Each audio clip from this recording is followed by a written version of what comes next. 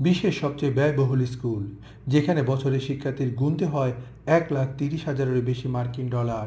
Institute লি রোজি নামক এই ব্যয়বহুল স্কুলের অবস্থান সুইজারল্যান্ডে। ইউরোপীয় এই দেশে প্রায় 10টি ব্যয়বহুল স্কুল আছে, যেগুলোর বার্ষিক খরচ 75,000 মার্কিন ডলারের বেশি নয়।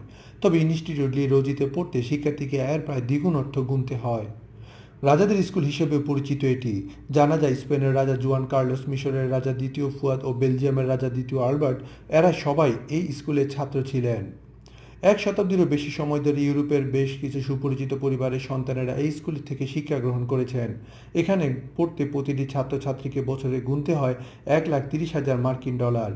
1880 সালে পল কার্নাল ইনস্টিটিউট লি রোজি প্রতিষ্ঠা করেন। এটি একটি বোর্ডিং স্কুল। দুটি ক্যাম্পাস আছে এই স্কুলের।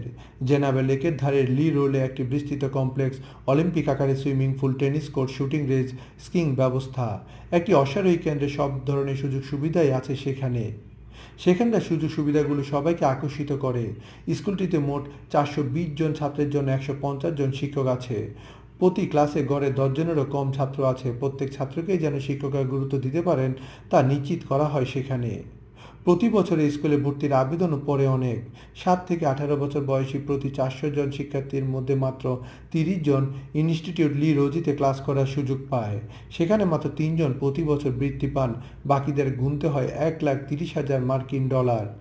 ইউরোপের অন্যান্য বোর্ডিং স্কুলের তুলনায় ইনস্টিটিউট লি রোজি ব্যয়বহুল হওয়ার কারণ হলো সেখানকার সুযোগ সুবিধা ও শিক্ষাদানের ভিন্নধর্মী পরিবেশ। তবে লি রোজির তুলনায় ইংল্যান্ডের বৃহত্তম ও সবচেয়ে জনপ্রিয় বোর্ডিং স্কুল ইটনের বার্ষিক টিউশন ফি অর্ধেকেরও কম।